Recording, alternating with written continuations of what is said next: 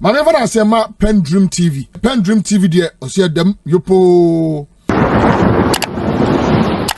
And yesterday, on the front page of the Hawk, was an article, some news article, which simply said that those who are going to contest, those who are contesting elections from the polling stations upwards, they are getting visits from persons who claim, and I'm using my word advisedly, who claim to be agents of the presidential candidate, warning them to stay up because the presidential candidate does not like them or says he cannot work with them, and so on.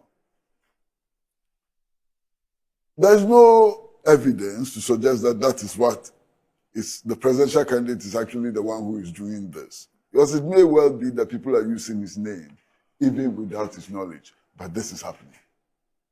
You understand? There was one gentleman who is contesting for communications, head of communications, who is cited as having been approached and told to step down because the presidential candidate does not like him. Yesterday, Nana Akomea spoke on that matter, and Nana Akomea said that, look, he advised the guy to step down, not because Dr. Baumia doesn't like him, but because, in his view, Miracles would be a better head of communications than him, and so on. So all of these are happening in the party.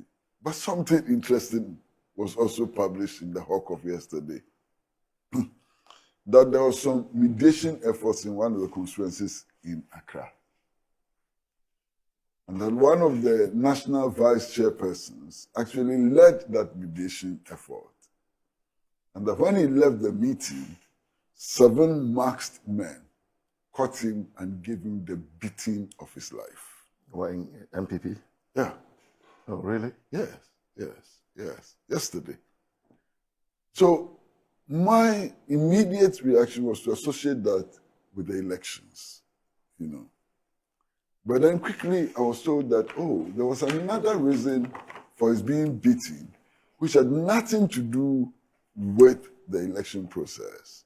Yeah, the real danger now, given all the stories that we are being told and reading from the newspapers and so on, the danger is that eventually you might end up with a political party structure which is alien to the NPP. The NPP has always prided itself as guaranteeing internal democracy. And flag bearers, not until recently, had to listen to others, The party moved on the basis of consensus and so on. When you get to the position where whatever the flag bearer says becomes law, then the party is in danger. Then the party is in serious danger. And I want to believe that not all the stories we are hearing are true. Yes. Well, people in the party have a responsibility to themselves to ensure that democratic practice is entrenched at the very core of the party. You understand? Gentlemen, I'm told that the Akomea, who is the chairman of the communications committee of your party, and also former MP for Kwesi South, I believe, is on the line. Apparently, he has some reaction to give on something that one of our guests said today. So I want to be clear who said what, so that... That's fine. Nana Akomea, good morning. Thank you very much for joining the show. Good morning, Moro. And long time, boss. Yes, sir.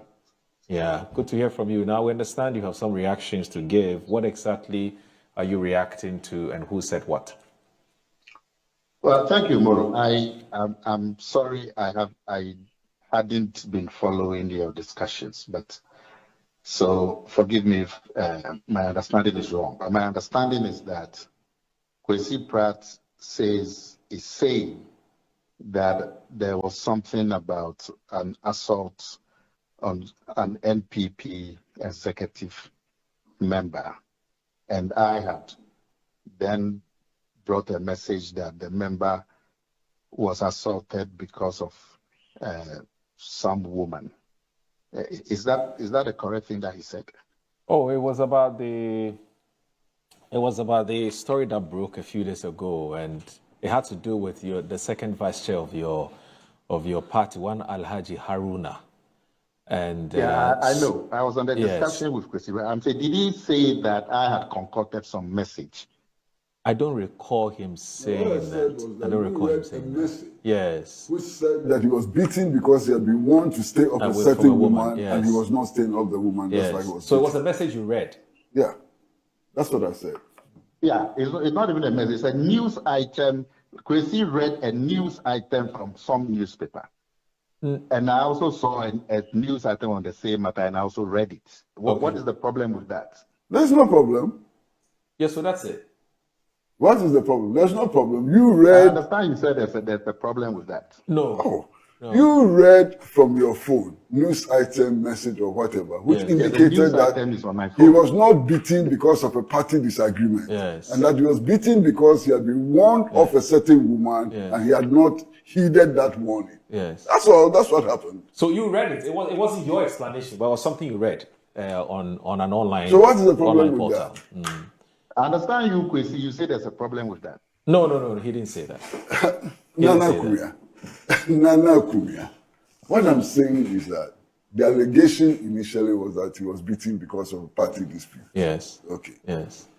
To read a press statement, news, whatever, which indicates that he was not beaten because of a party problem, but because of a woman, raises another problem. It's not your problem. How is that your problem? No, I understand you are saying that there's something wrong with the news item that I read. No, he said Abba. How is being beaten because you are humanizing and edifying and glorifying thing? But Akomea, I'm here, so if he said that, I would have defended you. So, you know, please. And in any case, why would I attack Nana Akomea for what purpose? Yeah, so whoever called you, please. I'm here, so if he said that, I would have defended you. Because I know you won't speak like that. Okay, like I said, I wasn't watching the program. Just an understanding. So it's you were not told. correct. But more, I've also been told that Kwesi said, Sorry. I had said somebody should not stand for election and it was not appropriate. Did Kwesi say that? Yes, he did. Now, let me tell you what I said. Okay. Nana Akomea. What I said was that there was a gentleman who was mentioned in the article in the Hawk as aspiring for the position of head of the communication, whatever, structure, and so on. And that you said that the person had approached you for your support, and you had advised him that Miracle Sabuachi would be the best person for the position, and therefore you wouldn't advise him to contest. Did you say that or you didn't say that? I said so. So what's the problem? I said so in response to the insinuation that people were being asked not to contest because Bawumia didn't want them to contest. And I sought to cure that mischief because this gentleman that we are talking about is a very key supporter of Bawumia. So there is no way somebody will go and tell him that Bawumia doesn't want him to contest. And I gave you an example that the gentleman that you mentioned, he came to me what you said. What is to the problem? consult me, and I told him that I felt that he should let Miracles go. Not because Bawumia has said anything. That was my opinion that I gave, and I'm sure he'll go around other people. They also give him their opinions. But I didn't say that you stopped him because Bawumia told you to go and stop him. All I'm saying is that you told him that Miracles would be better for that position than him, and therefore you should stay away. What's the problem? Don't let people be calling you to come and make such, unnecessary statements on this platform. But anyway, the people who are calling you. Moro. Yes, sir. Well, thank you for the opportunity. No worries. I'll take my time and watch your playback. Okay. Please do. Oh, and we're waiting for you. All right, Moro. We're waiting for you. Thank you very much. Yes, I'll take my time. But there's a playback, so I'll take my time and watch. Yes, but I also say we're waiting for you, sir. Moro. The audience. I'll come on Wednesday so I can meet Kwesi. We're tired of explaining to our audience why you're not here because you people are the pioneers and the pace setters as far as the show is concerned. Yes, sir. I'll make time and come on Wednesday so I can meet my friend Kwesi. Oh, okay. So you can come with Uncle Kwesi. Yes. Don't go. Yes. Don't go. Yes. Yes. You are not. Okay, You are but not. I'll take time and watch today's No, episode. No, So I'll know exactly. Pacho, just a second. Kwesi is on. Please hang in there. Nana, you are not a small man. Yeah. You have risen to become Minister of Information. You've had many important positions in this country. You are one of the key persons in the Akomea campaign team. Don't sit at home and make people call you and tell you fairy tales for you to be calling into programs. It's not good, Nana. Moro, Yes, sir. I have said to you that I will take my time and watch the program myself Okay. today. So Okay. don't worry. Thank you. And that next week, Wednesday, you're I'll on. call myself on Wednesdays to That's fine. to take part in your conversation. That's fine. Wow. Okay. Thank you. It will be a pleasure to have you on this. So he's It just will made the really be a announcement. pleasure to have Nana you on. Akomea is back. So Wednesdays he'll be with us here. Nana, thank you for announcing that return on Good Morning Ghana. Thank you very much. Anyway. So again, Nana Akomea, who is now the boss of communication, the Tsar of communication, actually got a text message or some message on his phone and began to read it. Oh my God. What did he say? The explanation for his being BTC was that there's a particularly beautiful lady around that place. And he's been warned several times to stay away from the lady and he can't help himself. So these marksmen were actually enforcers to ensure that he stayed away from the woman. So this has nothing to do with the party. Yeah, but you see, It's somebody's private interest. maybe, But what shocked me was that party leaders were ready to go public with this explanation, in order to exonerate the party. This is the first time hearing of it. This is the first time. Oh, yesterday it was very interesting. But Kwesi, is it a bad thing? Eh? Is it a bad thing to save your party? Even if you have to tell stories like that. It's a very good story. Very good story to tell. Your vice chairman is going to settle a dispute in the party. And he can't help himself because there's a particularly beautiful woman in the area and so on, and leads to some serious beating by marksmen. Yes. And so on. It's all not healthy. But that's The aesthetics are not good. I know, but it's better than saying that the party is a violent party because of election-related issues. So you throw him under the bus. He's a womanizer. Why do I get a He's feeling? chasing other people's Why do I get a something. feeling you don't believe the story? Oh, it's not a question of whether I believe it or not, but I'm just saying that the aesthetics both way Doesn't look good. are not good. Okay. The aesthetics are not good All right. at all. All right. So, Well, to be honest, in that kind of environment, obviously, I don't know that my observations are right. Well, I think it depends on the circumstances. It depends on what you're looking at and so on. For the individual, I think it's always better to be honest and candid because it saves you the trouble of having to lie over and over and over again. Right. You understand? If you lie once, you have to keep lie lying. again and keep lying and so on. So it's more relaxing, it's more pleasure and so on, just to speak your mind. But there are consequences for speaking your mind. Because not all of us have the same interest. Not all of us even agree on the facts. I mean, right now, over the last couple of months, there's been a huge debate among scientists and astrologers as to whether or not Pluto is a planet. So even in the simple question of whether Pluto is a planet or not, there are several competing facts, there are several competing analyses, and so on. You understand? And for some people, their very life and existence depends on particular narratives. So if you attack particular narratives, or if you dent holes in particular narratives, you've crossed the red line. They see it as an attack on their being and whatever they have aspired for and so on. And they come back fighting, So look, it's a tricky world. We live in a very, very tricky world, if you come to the area of religion, for example, I mean, all religion is undoubtedly superstition. We are talking about competing superstitions. And when it comes to superstition, facts are not important. Empirical evidence is useless. So when you're dealing with superstitious people, where is the truth and where is the lie? Because superstitious people don't operate within the regime of truth and lies. They operate mainly Faith and belief. That's on it. the platform of belief. So when you're dealing with superstitious people, how do you deal with them? Are you going to insist on facts? It doesn't matter to them. Are you going to insist on empirical analysis? It doesn't matter to them, and so on. So the most important thing to recognize is that we live in a very complex world. This world is a very, very complex world. And in this complex world, the ability to survive is accentuated by a thorough understanding of the society and the dynamics that keeps it going.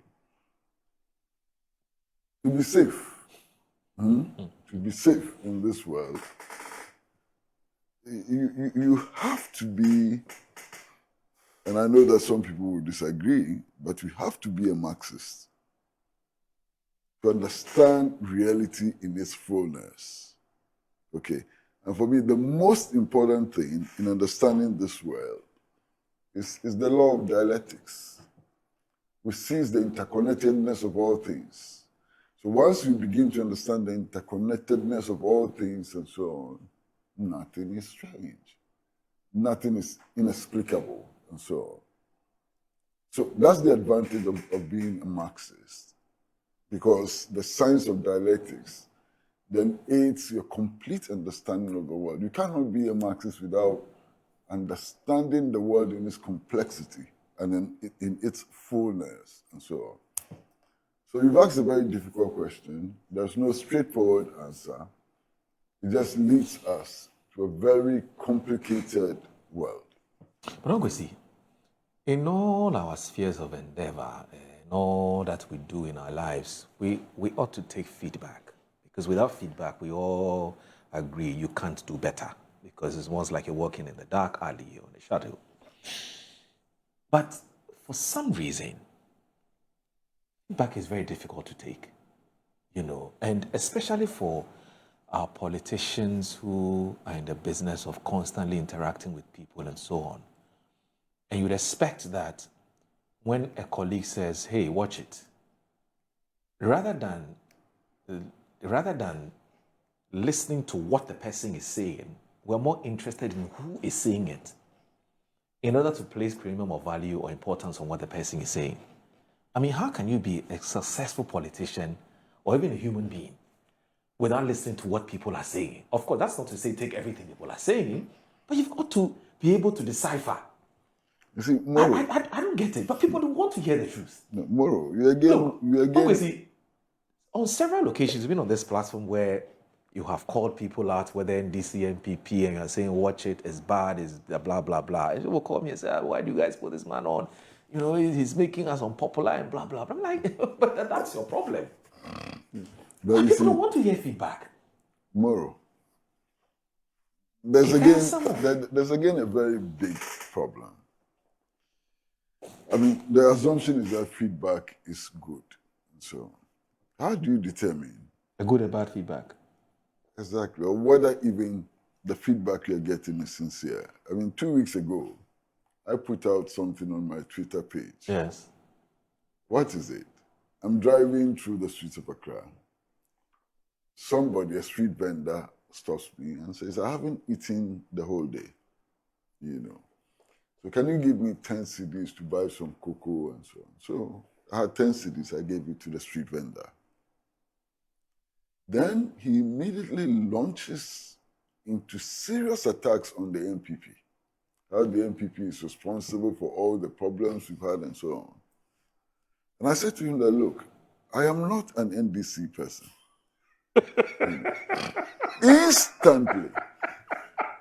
Instantly, he flips And all the attacks on John Mahama, how he has brought back Dumsor and so on. So, what is the mechanism for determining whether the feedback you are getting is genuine, truly reflects the views and evaluation of the people who are giving the feedback? Very important question. How do you treat feedback? It's a huge problem, you understand? Now, I've been around in this national political thing for some time, you understand? And I'll give you one example. There was one election, I think that must have been in the 1992 election, where a candidate lost the election. It was declared at the polling station that he had lost the elections. And he saw his polling agents take off his party T-shirt. And beneath his party T-shirt was the opponent's party T-shirt. And his polling agents started jubilating. They were jubilating because he had lost, and they were his polling agents. And they had 2 T-shirts on. Yes, sir. So basically, and he should know, he's been around for some time, he should know, party allegiance. The same person wearing an NDC T-shirt in the morning, in the evening is wearing an NPP T-shirt. So it's difficult for you to determine whether he's truly NDC or NPP. He knows that if the aspiring parliamentary candidate comes around, he will get a little cash. So when the aspiring NDC candidate comes, he wears the NDC T-shirt to collect some cash. When the aspiring NPP politician comes around, he wears the NPP T-shirt to get some cash. So increasingly, it's becoming difficult, to evaluate feedback. Increasingly, you understand? I mean, look, you go to social media today, it's awash with campaigns for presidential hopefuls and so on. Do you believe what you see on social media? Many of them are doing it because he knows that this guy, if I praise him and say that he will be the best presidential candidate for 2028, at least my breakfast will be catered for. Huh? That's true. When he's given a chance to vote, he would not probably vote for the person he's making noises for and so on. This is the country we have built. That's true. This is the politics we have developed. So it's very difficult to tell. And I've been in a situation where there's a chap in the NPP that I'm very close with. And I have many friends in the NPP, very close. And I heard this chap actually on radio, full of praise for Dr. Mahmoud Bawumia and how he will be the best president of Ghana and so on. And I know the person. So I was wondering. In the afternoon, the person stops by the office. I said, I heard you this one. Say, Jai Wasem. Like, he can't be quiet. You understand? So this is the country we have built. I mean, today, it will take enormous courage, huge courage, for anybody in the National Democratic Congress, minister, deputy minister, member of parliament, whatever, to publicly disagree with President John Dramani Mahama. It's almost impossible. Yeah. It's inconceivable. Inconceivable. And that is why when in the Akufo-Addo regime, a number of parliamentarians took a firm stand against the appointment of the finance minister and so on, it became a big issue because it doesn't happen. It doesn't happen. Everybody just toes the line. Line of least resistance, line of rewards, and so on. That's what many people are engaging. So if you happen to be a little different and you speak your mind, you stand out, people think you're doing something extraordinary. It is not, it shouldn't be extraordinary. And in most cases, speaking your mind shouldn't be extraordinary at all. It should be common. In most cases, the people who are speaking their minds have actually turned out to be vindicated. Yeah, but who cares about when vindication? Somebody must lift a big stone and give it to them. But who cares about being vindicated? The concern is not about being vindicated. The concern is not about making history or standing on the right side of history. You've betrayed the party, that's all. No, the concern is being able to live a life of comfort. That's the concern. So whether you are vindicated or not, for as long as you are living a life of comfort, you have achieved the objective. So vindication doesn't really matter. You know, and I don't like claiming vindication. Because you see, the claim of vindication usually comes after the destruction has taken place. That's true. You see something, it's very dangerous, you speak about it, everybody comes at you, and then 2, 3, 4 years later, you are vindicated. But the harm has already been done. So claiming vindication is... You can't help it. You can't help it. Look, you don't have to claim the vindication. Yeah. Somebody can't claim the vindication on your behalf. And then what? The harm has been done. The destruction has been done. Yes, but they didn't listen to you, Uncle Kwesi. But you think that when we are vindicated, anybody is going to listen in the future? Anyway, well, that's true. It don't matter. That's true. The whole point is, look, how am I going to pay my children's school fees? My salary is not enough to pay the school fees of 4 children. How do I make more money? Tomorrow, I'll give you a small test.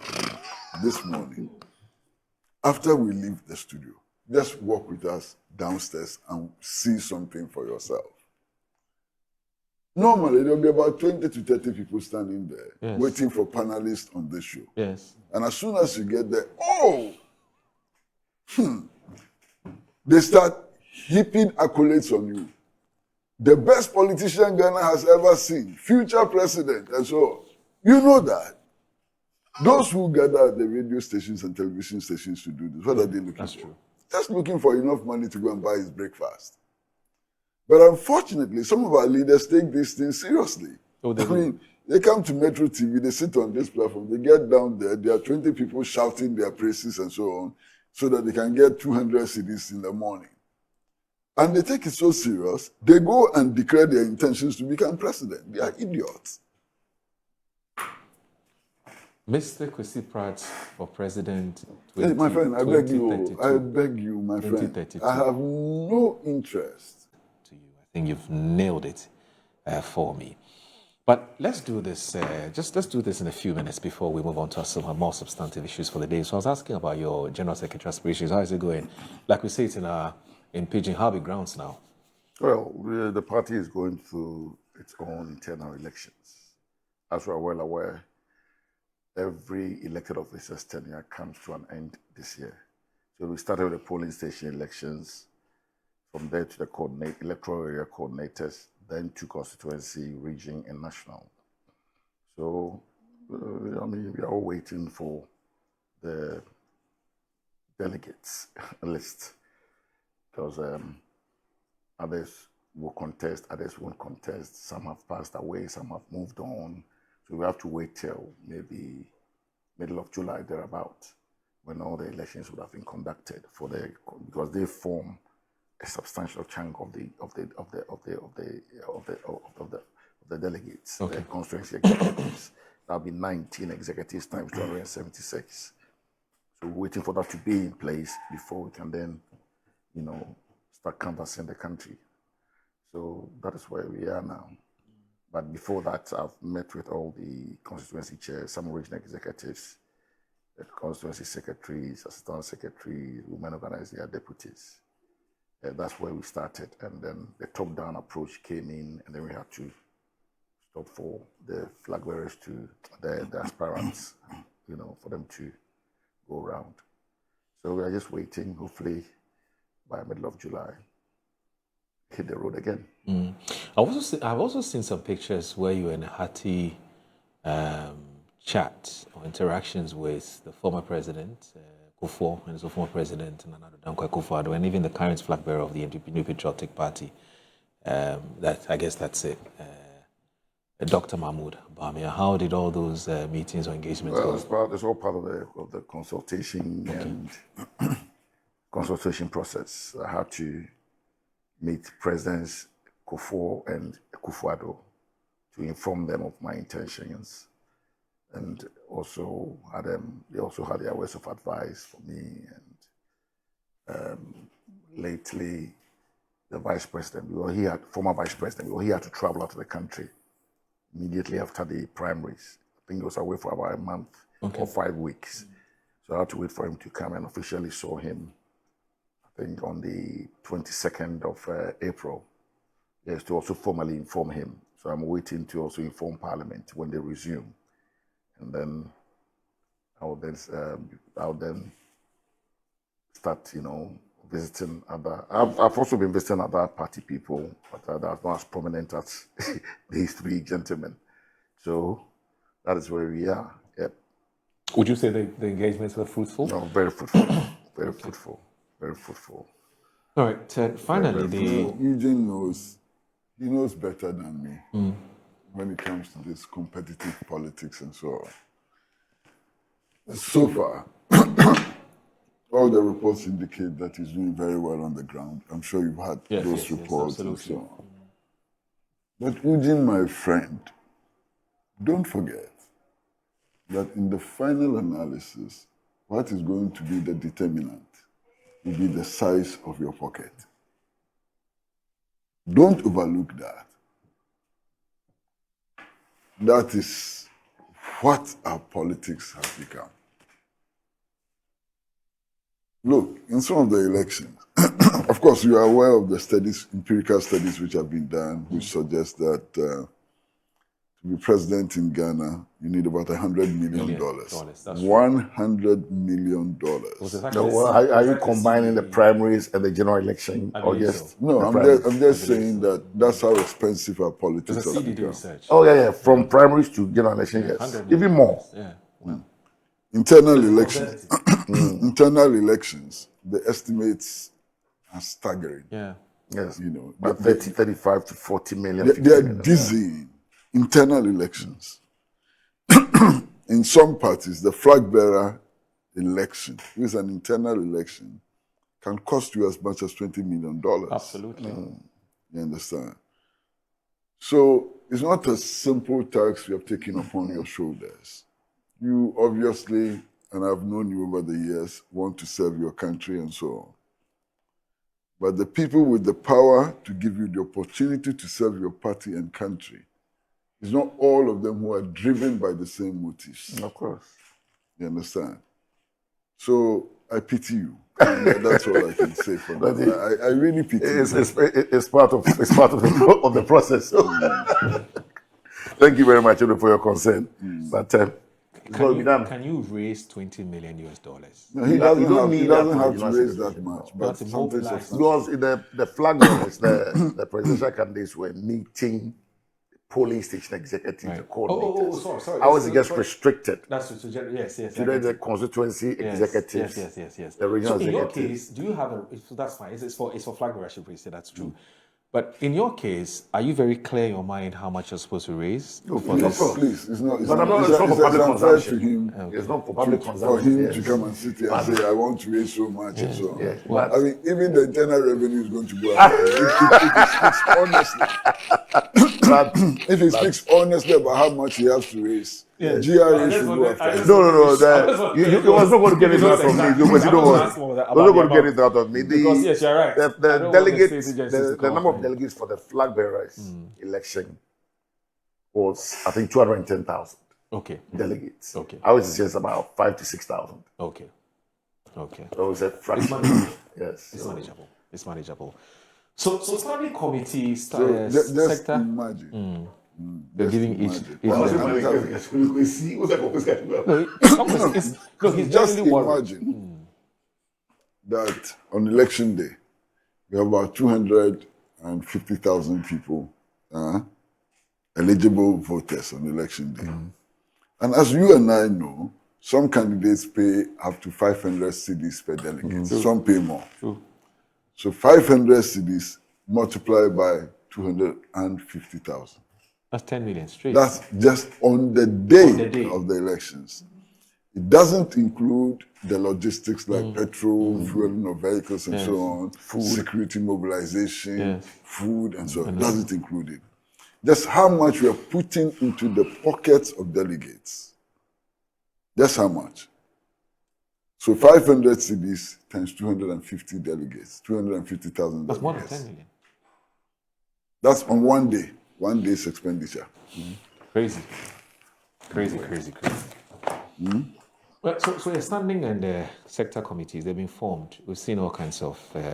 For me, I think it gives me a sense of the party's ministries that intends, because I've seen some interesting additions and some interesting subtractions. So you look at finance committee, you look at electoral affairs, you look at disciplinary, you look at policy committee. I can go on and on and on and on. I mean, some people think some people have no business being here, and there's all kinds of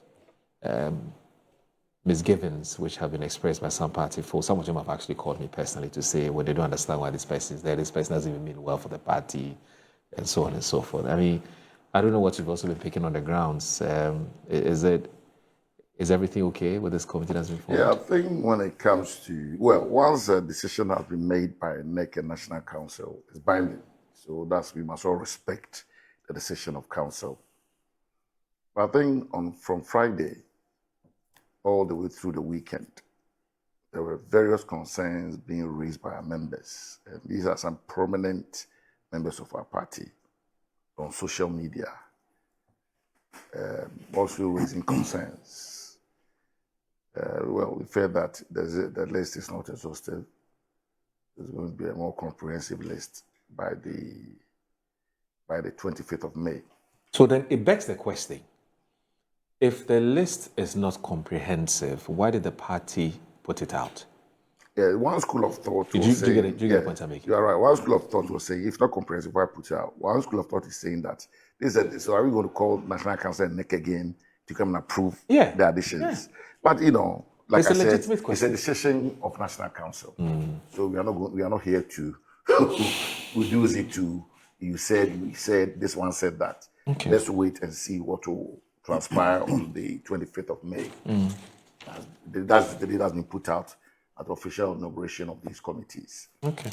So it's all about the reorganization of the party.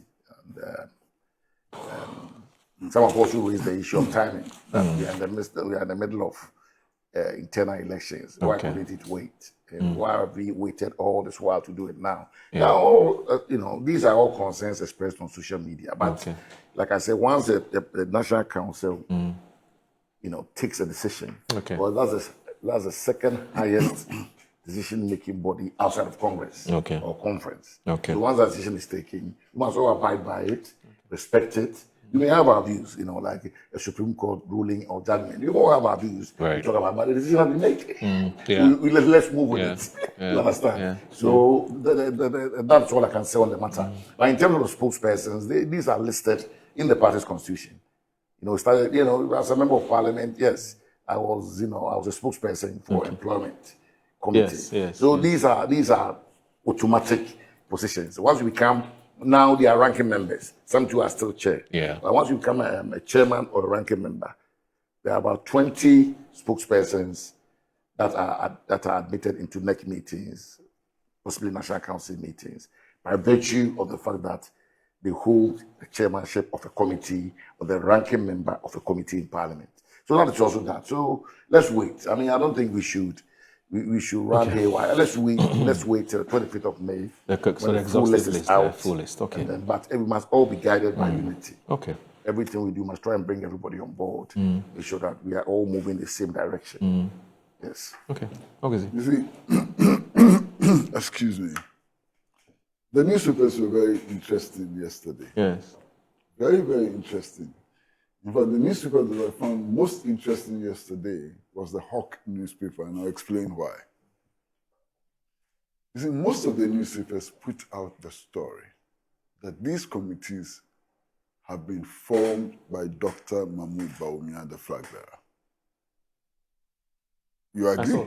Most of the newspapers said these are committees which have been formed by Dr. Mahmoud Bawumia. Actually, he was congratulated for bringing those who contested him for the flag bearer position into mainstream party as chairpersons of the committees. Yeah.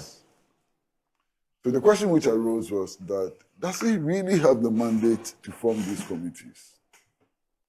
And the response that came out, especially from Nana Akomea, who is now chair of the communications committee and so on, was that, oh, he only nominated, and that eventually, because National Council approved, it became the decision of National Council.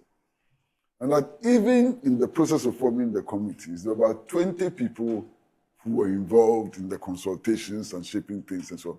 That was Nana Akomea's explanation. But be that as it may, it brought back memories of the debate before the flag bearer elections. You remember this top-down approach and its consequences and so on. That is what is happening. In a few months, we are going to elect a national executive, including national chairman, who now is supposed to be head of the party. You are forming committees now. Are the newly elected executives going to be confronted with a fait accompli? The committees have been, so what are they going to do? That's an interesting question. Exactly. Are they going to be confronted with a fait accompli? And if they are going to be confronted with a fait accompli, what is their value? What are they going to do when all the appointments would have been made even before they assume office? Now, this brings back the issue of the top-down approach and the various positions we are taking. I remember my good friend, Boachie Jaku, arguing seriously that the elections needed to start from the polling stations all the way up, and that possibly the flag-bearer election should be the last. Because if that was not done, the likelihood was that whoever is elected as flag-bearer would dominate these processes, and the party's identity will be subsumed, under the cloud of the flag-bearer and so on. I want to suggest very strongly that that is what is happening now. And yesterday, on the front page of the Hawk, was an article, some news article, which simply said that those who are going to contest, those who are contesting elections from the polling stations upwards, they are getting visits from persons who claim, and I'm using my word advisedly, who claim to be agents of the presidential candidate, warning them to stay up because the presidential candidate does not like them or says he cannot work with them, and so on. There's no evidence to suggest that that is what is the presidential candidate is actually the one who is doing this. Because it may well be that people are using his name even without his knowledge, but this is happening. You understand? There was one gentleman who is contesting for communications, head of communications, who is cited as having been approached and told to step down because the presidential candidate does not like him. Yesterday, Nana Akomea spoke on that matter, and Nana Akomea said that, look, he advised the guy to step down, not because Dr. Baumia doesn't like him, but because, in his view, Miracles would be a better head of communications than him, and so on. So all of these are happening in the party. But something interesting was also published in the Hawk of yesterday, that there was some mediation efforts in one of the constituencies in Accra. And that one of the national vice chairpersons actually led that mediation effort. And that when he left the meeting, 7 masked men caught him and gave him the beating of his life. Why in NPP? Yeah. Oh, really? Yes. Yesterday. So my immediate reaction was to associate that with the elections, But then quickly I was told that, there was another reason for his being beaten, which had nothing to do with the election process. So again, Nana Akomea, who is now the boss of communication, the Tsar of... PENDREAM TV. Now, so far so good. Say open online portal e Ghana. Nipa share, nipa follow, nipa comment here. To my best of knowledge, without any biases, PENDREAM TV.